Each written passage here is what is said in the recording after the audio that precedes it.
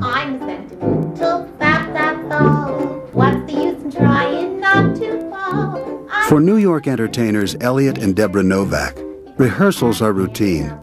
Yet nothing could have prepared them for that long night 13 years ago, when they say they were abducted by a UFO. They are just now coming to terms with the full range of their experiences.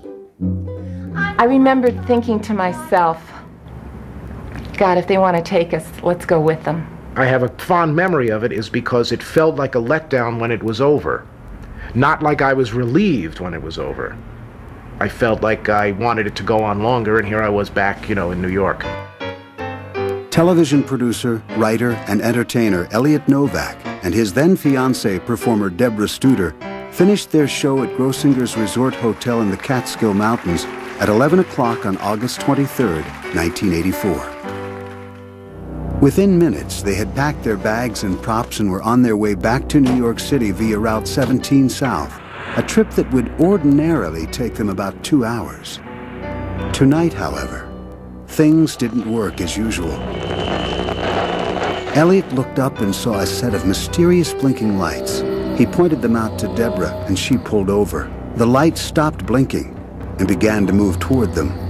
Only then did they see 3 separate lights located on the corners of a giant triangle, a dark metallic object.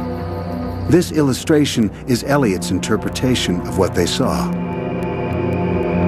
It was so large that you couldn't see any sky if you looked left or right or back. It filled your entire line of vision and peripheral vision. It was like the size of a football field. That's the best way I could describe it.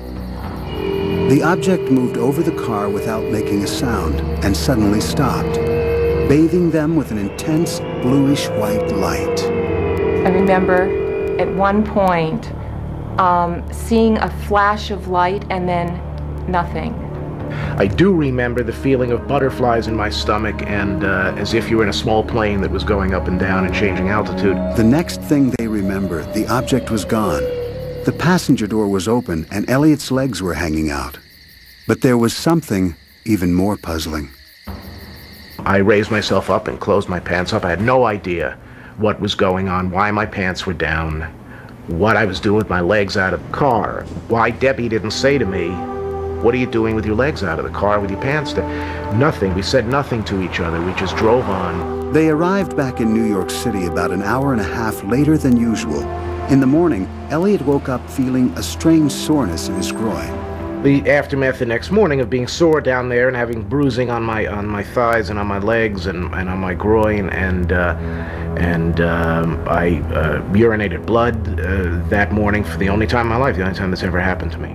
Oddly enough, an article in the New York Times the next day provided details of similar UFO sightings reported over a period of months by thousands of residents in the Hudson Valley.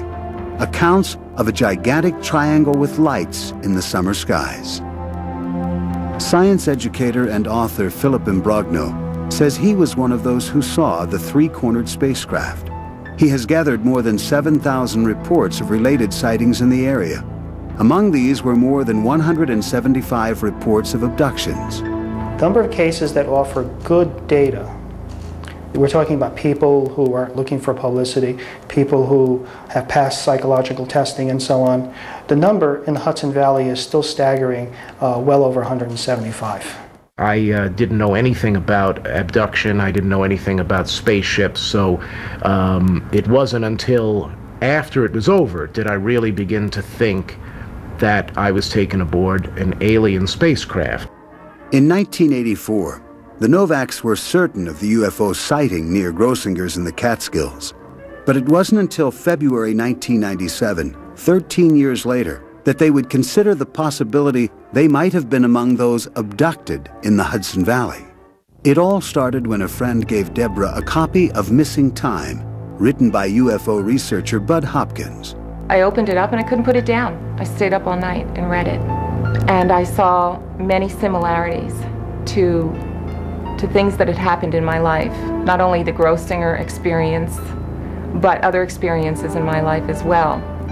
Hopkins, who has investigated more than 600 abduction reports since 1975, agreed to help them, suggesting hypnosis as a way of recovering experiences they may have repressed. When you work with somebody who's having these experiences or has had them over a number of years, you're aware that there's a core series of experiences, many of which they might not be consciously aware of.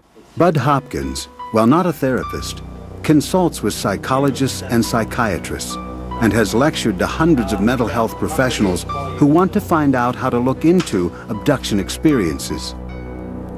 Hopkins served a 7-year apprenticeship as a hypnotist before working on his own with people who believe they might have been abducted. In February of 1997, Elliot Novak underwent hypnosis in Bud Hopkins' office. The videotape from that session shows Elliot as he remembers finding himself in a cold room on a metal table with shadowy figures nearby. Is there any part of your body where you feel that tingling more intensely than any other part, or is it all over? It's just in my groin, like I fell asleep. I could see my legs up because I could see the tops of my knees, but I had no feeling there whatsoever. But the fellow on the right was doing something down there because I could see him. I could see his head right here. I just can't imagine that they would sporadically just pick people up willy-nilly and take their sperm and perform these. I mean, how often do you have to do that? During her own hypnosis, Deborah reported that when the UFO passed over the car, she turned to Elliot, but he was gone. She had apparently been left behind. After their hypnosis sessions, Deborah and Elliot compared their newfound recollections. You didn't see me next to you? Where did you see me anywhere? No. Outside? No. My next recollection was that I pulled back onto the road, and he was there again. Deborah not only recalled the 1984 UFO sighting, she also remembered a night in 1982 when she recalled lying in bed terrified while a strange light filled the room. This time it was she and not Elliot who was taken. She recounted chilling details of what she says occurred aboard the alien craft. At your abdomen, do you feel something different Yes. there? What do you feel at the abdomen? It's different. Describe it to me. Happened a long time ago. It's going to be okay. I'll put my hand back on your forehead. My hand's coming back, calming down, feeling better. They've got what? Just tell me very clearly. A needle. A needle? Uh-huh. Where's the needle? Feel my hand on your forehead. Soothing, calming. It's in me.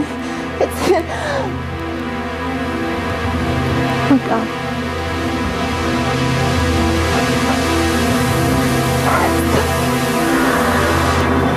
Critics say that the alien abduction experience is invented when a person is under hypnosis, and that hypnotists plant the abduction stories when a person is in a vulnerable state of mind.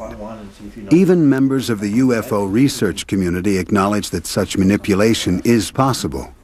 Psychologist Stuart Appel says that hypnosis can also create false memories. These false memories can be believed with complete conviction on the part of the individual who is hypnotized. To that extent, hypnosis must be used with great caution and with great skill so that one avoids creating false memories, especially memories of the kind that can have a major impact on one's sense of identity, one's sense of purpose, one's worldview. David Jacobs, an abduction researcher, agrees. He has conducted hundreds of hours of hypnotic regressions and thinks that abduction investigators should develop standard scientific procedures. Anybody can do hypnosis on anybody else as long as that person wants to be hypnotized. The problem is that people can fabulate. They say things that are not true. Memory is faulty even under the best of circumstances.